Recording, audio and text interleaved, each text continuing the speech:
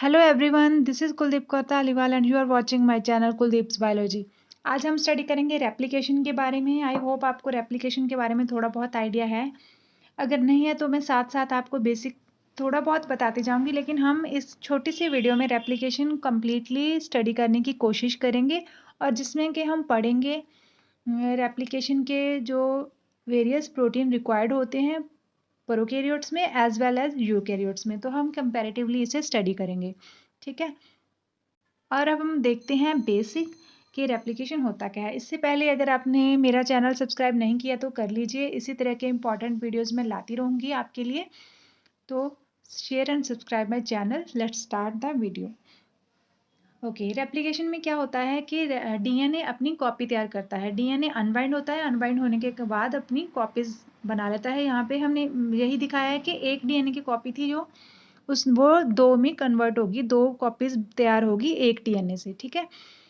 तो पहले जो पेरेंट स्टैंड है वो ब्राउन कलर का है, कंप्लीट ब्राउन कलर का पेरेंट स्टैंड है। लेकिन जो नया स्टैंड जहाँ पे सिंथेसाइज हुआ है वो एक स्टैंड ब्लू कलर का है, जो कि डी नोवो सिंथेसिस हम बोल सकते हैं, बिल्कुल न्यू सिंथेसिस हुई है इसकी। और एक पेरेंट स्टैंड है, यहाँ पे भी एक न्यू स्टैंड है और एक पेरेंट स्टैंड है। तो ये जो इस तरीके की रेप्लिकेशन जो कि आधी पुरानी है वाली है और आधी नहीं है, उसे हम सेमी कंजर्वेटिव बोलते हैं। क्योंकि जो सेमी का मीनिंग होता है हाफ, हाफ तो जो पेरेंट वाला डीएनए ही कंजर्व किया हुआ है, वही जो अनकॉइल हुआ था जहाँ पे अनबाइंड हुआ था वही डीएनए यहाँ पे है। उसके ऑपोजिट जो डीएनटीपीज आके लगे, उसके ऑपोजिट अगर एडेनिन थी तो थायमिन आकर लगी। इस तरीके से नया स्टैंड जो है प्रिपेयर हो चुका है, ठीक है।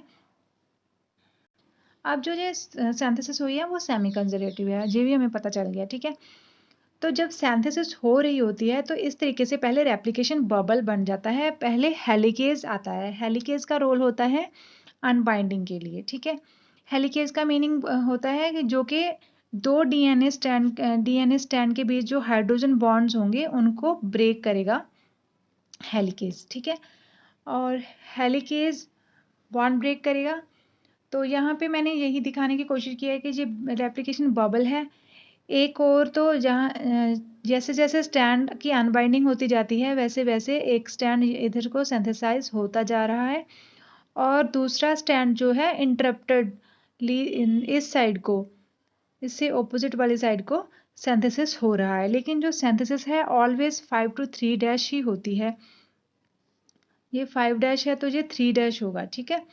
तो 5 to 3 सिंथेसिस जो होती है।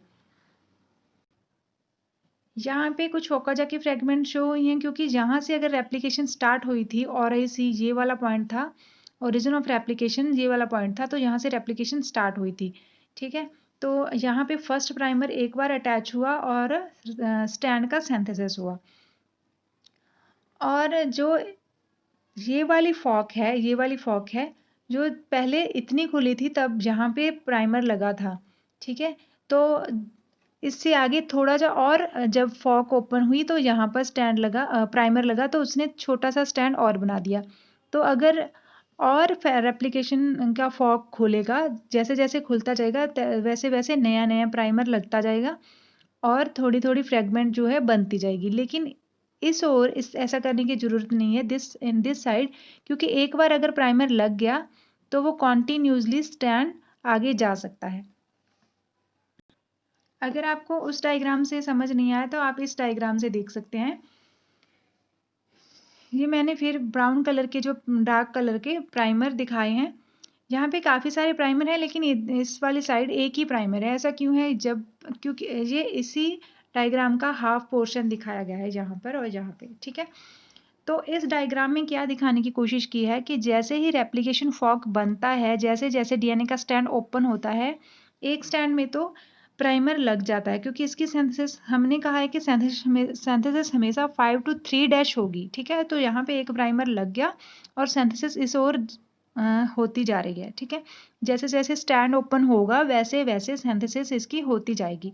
लेकिन इससे उल्टा जो ये वाला स्टैंड है ये इसे फॉलो नहीं कर रहा था, क्योंकि अगर हम इसको अगर सिंथेसिस इस ओर होगी तो जो 5 to 3 नहीं होगा। अगर 5 to 3 सिंथेसिस करानी है तो प्राइमर को यहीं पे लगना पड़ेगा पहले, जब यहाँ से ओपनिंग हुई थी, तो स्टैंड यहाँ पे लगा और सिंथेसिस इस ओर 5 to 3' हो गई। तो अब फॉक और ओपन हुई तो दोबारा प्राइमर लगा, फिर सिंथेसिस हुआ। डीएनए पॉलीमरेज ने दोबारा सिंथेसिस कर दिया डीएनए के स्टैंड का, और दोबारा फिर प्राइमर लगा और फिर स्टैंड का सिंथेसिस हुआ और फिर प्राइमर लगा। जैसे जैसे डीएनए ओपन होता गया वैसे वैसे नए नए प्राइमर लगते गए और फ्रेगमेंट सिंथेसाइज होती गई। तो इस तरीके से एक स्टैंड तो डिसकंटिन्यूस और एक स्टैंड कॉन्टिन्यूस बन जाता है। जिस स्टैंड में जिसमें डिसकंटिन्यूस सिंथेसिस हो रही है, बार बार प्राइमर लगाना पड़ रहा है क्योंकि उसे हमने 5 to 3' रखना है, डायरेक्शन सेम रखनी है 5 to 3', इसलिए हमें इस ओर को जाना पड़ रहा है, इस ओर को। ठीक है, तो उसे हम कहेंगे, इस वाले स्टैंड को हम कहेंगे लैगिंग स्टैंड, जिसमें फ्रेगमेंट्स बन रही हैं, और जिसमें कॉन्टिन्यूटी है उसे हम कहेंगे लीडिंग स्टैंड, क्योंकि उसमें एक ही प्राइमर है और वो लीड कर रहा है, कॉन्टिन्यूसली उसकी सिंथेसिस हो रही है। लेकिन जो लैगिंग स्टैंड है उसकी कॉन्टिन्यूस सिंथेसिस नहीं होती, क्योंकि उसमें ओकाजाकी फ्रेगमेंट्स बन जाती हैं। ये जो फ्रेगमेंट्स होती हैं उसे हम बोलते हैं ओकाजाकी फ्रेगमेंट्स। और जो ये सिंथेसिस हो रही है, जो डीएनए का स्टैंड बन रहा है, इसको कौन करता है? प्रोकैरियोट में सिंथेसिस जो है, रेप्लिकेशन जो है, मेनली करता है डीएनए पॉलीमरेज 3। प्रोकैरियोट में रेप्लिकेशन के लिए जो एंजाइम बहुत ही ज़्यादा इंपॉर्टेंट है वो है डीएनए पॉलीमरेज 3। और यूकेरियोट में जो रेप्लिकेशन करता है वो है पॉल, एप्सिलॉन और डेल्टा। ठीक है, पॉल, एप्सिलॉन एंड डेल्टा दोनों ही सेगमेंट जो है डीएनए पॉल की सिंथेसाइज करती हैं डीएनए को। ओके, देन अब हम जो प्राइमर को लगाना है, प्राइमर को लगाने का काम जो करता है प्राइमेज जो प्रोकैरियोट्स में डीएनए ए जी है और यूकेरियोट्स में डीएनए पॉल अल्फा है। अब सबसे पहले क्या होगा, अगर हम नॉर्मली सिंथेसिस का एक रेप्लिकेशन का स्टोरी जैसे पढ़ें, सबसे पहले डीएनए होगा, डीएनए जो है अनकॉइल हो जाएगा, अनबाइंड हो जाएगा, अनबाइंड होने के बाद एक सिंगल स्टैंड बन जाएगा डीएनए का। ठीक है, एक यहाँ पे सिंगल स्टैंड बन जाएगा डीएनए का, और इधर भी एक सिंगल स्टैंड बन जाएगा, जैसे ये वही दिखाया है। और उसके बाद ये काम जो अनबाइंडिंग का किया था वो करना है हेलिकेज ने ये काम किया। ठीक है, हेलिकेज लोडर की ज़रूरत भी पड़ेगी, हेलिकेज को कौन लेकर आएगा? ठीक है, हेलिकेज लोडर प्रोटीन का नाम हमने लर्न करना है, हेलिकेज का करना है खुद। और इसके बाद क्या होगा, जब अनबाइंडिंग हो जाएगी, स्टैंड जो है सिंगल स्टैंडर्ड हो जाएंगे डीएनए के, तो यहाँ पे एसएसबी प्रोटीन का रोल आएगा, सिंगल स्टैंड बाइंडिंग प्रोटीन आएगी। ठीक है, इसके बाद प्राइमर को लगाने के लिए प्राइमेज चाहिए होंगे, जो कि हमने यहाँ पे पढ़ लिए। प्रोकैरियोट्स में डीएनए एजी और यूकेरियोट्स में डीएनए पोल अल्फा होता है। तो इसके बाद हमने प्राइमर भी लगा दिया। प्राइमर लगाने के बाद रोल आएगा डीएनए पॉलीमरेज का। कौन सा? पॉलीमरेज सिंथेसाइज करने में मेन हेल्प कर रहा है। ठीक है, इसके बाद एक्सटेंशन होगी स्टैंड की, जिसमें कि मैग्नीशियम आयन का रोल होता है। ठीक है, और उसके बाद एक्सटेंशन होगी, आप कह सकते हैं रेप्लिकेशन इनिशिएशन हो चुकी है। इनिशिएशन के बाद इलोंगेशन होगी, जब डीएनए का स्टैंड बन रहा होगा तो उसे हम इलोंगेशन कहेंगे। और एक खास जो लेंथ के बाद, जो जब कंप्लीटली रेप्लिकेशन हो चुकी है, उसकी कॉपी बन जाएगी एक डीएनए की, तो टर्मिनेशन सीक्वेंस आएगा।